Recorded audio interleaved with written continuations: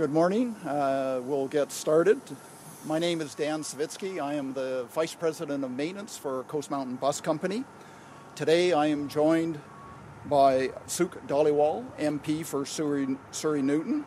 He's here today on behalf of Honourable Amarjeet Sohi, Minister of Infrastructure and Communities. And we also have Tom Gill, Surrey Councillor and Metro Vancouver Board Director. And also Arvind Ramakrishnan, Senior Manager of Business Development Manager of Business Development for Natural Gas for Transportation at Fortis, BC. We're here today at Surrey Transit Centre, and I'd like to thank Operations Manager Tracy Lang and Maintenance Manager Simon Upshawn for hosting us. It's not an accident that we're here at Surrey today. The buses operating out of this yard will significantly change over the coming weeks as 106 new compressed natural gas buses will join the fleet. This is a significant upgrade to the buses operating in Surrey and for the Surrey residents who rely on our transit system. These buses represent a major renewal to the current Surrey-based fleet of 209 buses. Not only do the buses look great, but they deliver significant improvements for the comfort of our customers, bus operators, and the residents who live along our bus corridors. All 106 of the buses are equipped with air conditioning. With heat like this, it's welcome news, especially since the buses they're replacing do not have air conditioning. The new buses are also much quieter than the older diesel buses being replaced. These diesel buses have been in service for up to 22 years. Because the new buses run on CNG, they're also greener, emitting 13 to 21% fewer greenhouse gases. We currently have 146 CNG buses in our fleet, operating out of the Port Coquitlam and Hamilton transit centres. These new buses will also be eligible for carbon credits. In 2017, TransLink sold its first set of carbon credits for $1.5 million, which was reinvested into clean technology. With the addition of these buses, more than half of our conventional bus fleet of just over 1,400 vehicles will be powered using clean energy, which includes compressed natural gas, hybrid electric diesels, and electric trolley buses. And we're looking to transition the fleet to cleaner technologies as quickly as possible. That's why TransLink is developing a low-carbon fleet strategy that will guide our bus purchases in the coming years as we shift to low and zero-emission vehicles. As part of this, we will be testing new technologies such as the fast charge battery electric bus starting in 2019. In the meantime, these compressed natural gas buses will not only help reduce our carbon footprint, but will also help improve air quality in Surrey. There's also good news for our bottom line. At current prices, these buses will cost 60% less to fuel than a diesel bus. We estimate that this will provide a savings of about $2.1 million annually. Starting with this order, with this bus behind me, all new conventional buses in our fleet will come with operator safety barriers. This is part of our commitment to do everything in our power to protect our bus operators. Our goal isn't just to decrease the number of assaults, our goal is zero. We're grateful for our partnership with WorkSafe BC and BC Transit, who worked with us over the past couple of years to pilot the safety barriers. I'd like to thank Fortis BC for helping to offset the purchase cost of these new buses through its Natural Gas for Transportation Vehicle Incentive Program. And lastly, I'd like to thank the federal government and the Metro Vancouver Board of Directors for allocating federal gas tax funds to pay almost 80% of the cost of the bus purchase and the upgrades to the transit centre, which includes the installation of the fueling facility that you see beside us here. On that note, I'd like to introduce our next speaker, Suk Dhaliwal, Member of Parliament for Surrey Newton. Thank you, Dan, for the great introduction of the project. And I'm very honored and very pleased to be with you all today on behalf of the Honorable Minister for Infrastructure and Communities, Ms. Sohi, to announce the arrival of new fleet of buses. By the end of the year, as Dan mentioned, we'll have 106 new CNG buses, which will comprise half of the fleet that we are going to replace. And I'm very proud that this federal funding will help the residents of Surrey and also the operators here as well to have a safe driving experience by investing in our community here.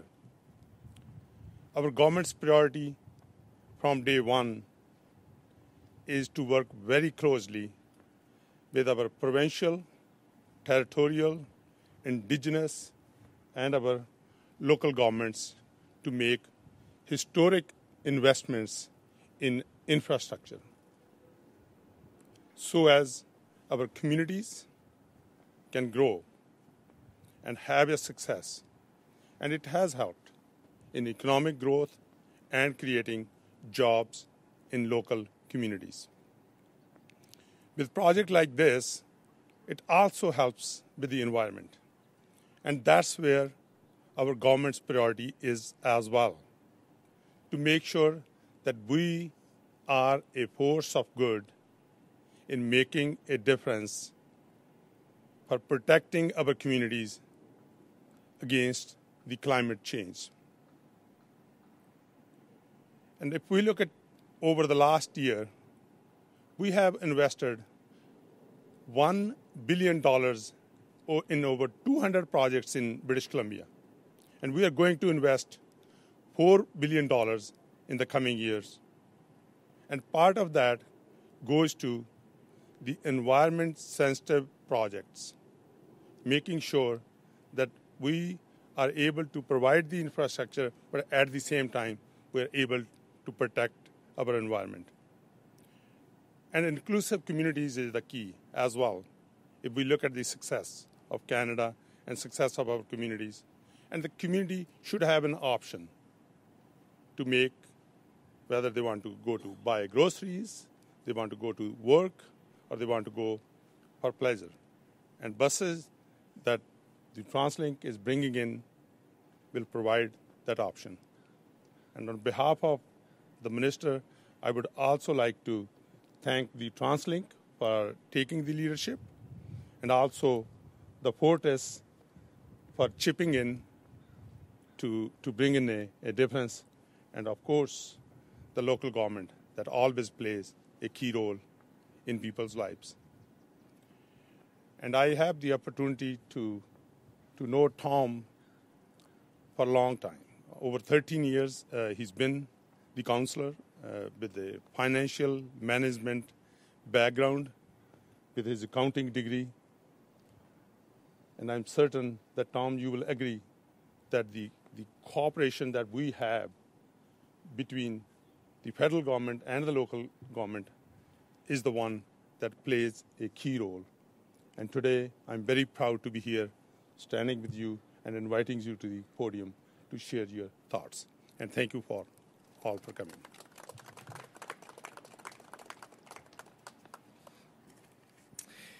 Thank you, MP Dhaliwal, for those kind words. I think that when I look back and I look at the new attractive bus, and it really tells us what livability is really about. I think that, this historic investment that this federal government is making, not only in Surrey, but in our rapid transit, and it's going to transition this city for the better as we move forward. So, MP Dhaliwal, thank you for your kind words. It's my pleasure to be here today on behalf of Linda Hepner for this significant announcement. Without a doubt, this is an exciting step forward in the renewal of the bus fleet in Surrey, moving people across our region and reducing our greenhouse gas emissions. Metro Vancouver and our members, jurisdictions, have been leaders in climate action for almost 20 years. As the entity responsible for improving air quality and reducing greenhouse gas emissions in our region, Metro Vancouver is always looking for innovative ways to achieve our climate action goals. Managing air quality successfully requires collaboration with many partners, including TransLink, the provincial government, the federal government, and businesses like Fortis. Even now, we are working with community partners to develop the Climate Action 2050 Strategic Plan, which will guide our region's policies and collective actions to transition our region to a low-carbon future. This work will ultimately increase the health, well-being, and prosperity of Metro Vancouver residents. Through collaboration with our members, jurisdictions, residents, businesses, academic institutions, and community partners, we look forward to building on initiatives like the purchase of CNG buses by TransLink and their low-carbon fleet strategy to address climate change. These compressed natural gas buses will replace half of Surrey's aging fleet and complement the future light rail system. Compared with diesel buses, the new CNG fleet will provide a tremendous reduction in greenhouse gas emissions and air contaminants and are an integral part of our goal to reduce road congestion while offering an efficient and environmentally friendly transportation solution.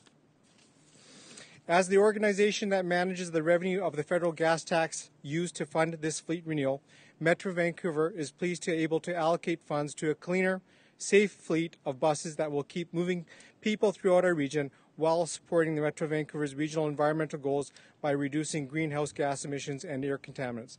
Thank you for having me, and it's my pleasure to introduce Arvind Maccachren, the Senior Manager of Business Development for Natural Gas for Transportation of Fortis, BC. Arvind. Thank you, Tom. I am extremely pleased here to be with my colleagues and at TransLink to announce the 106 new compressed natural gas buses, which gives them the total of about 252 buses powered by compressed natural gas. At Fortis BC, most of you know us as the company that delivers gas to your homes, but serving over 1.1 million customers across 135 communities. But we are much more than that. We are committed to a clean energy future. And today's announcement from TransLink and all the other 800 vehicles that we have running in the province on natural gas further lends evidence to the fact that natural gas has a key role to play in decarbonization of the transportation sector. Fortis BC and TransLink have been working for many years now. I have personally been involved in many of those interactions and discussions.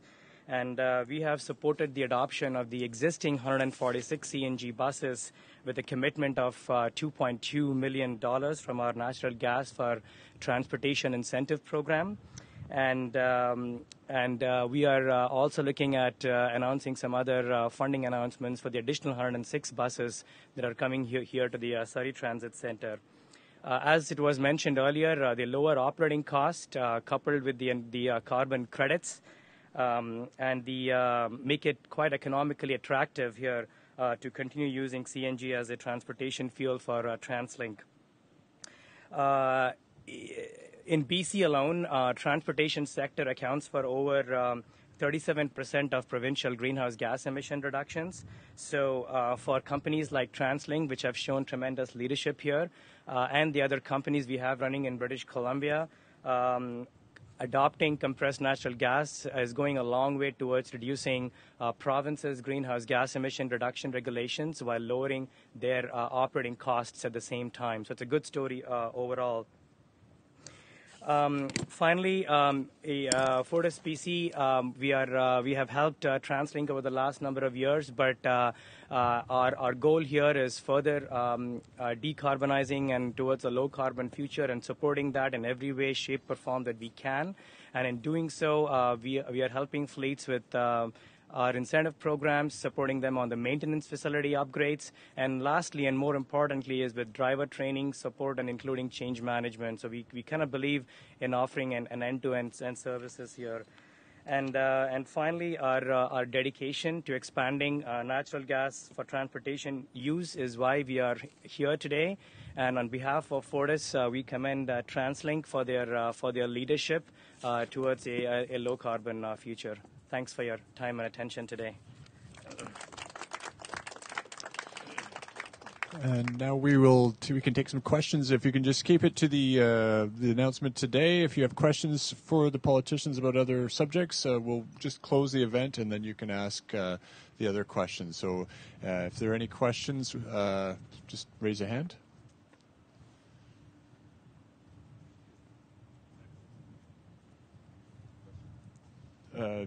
From media? Yeah, okay. So all these 106 buses, they are already on the roads or not yet? So when they'll be hitting the roads? 18002 is the first bus to be commissioned. So this is the first bus that has arrived in town. Second bus is also in town, and a couple of more are going through dealer prep right now. They will continue to arrive at about 3 or 4 a week through the end of the year.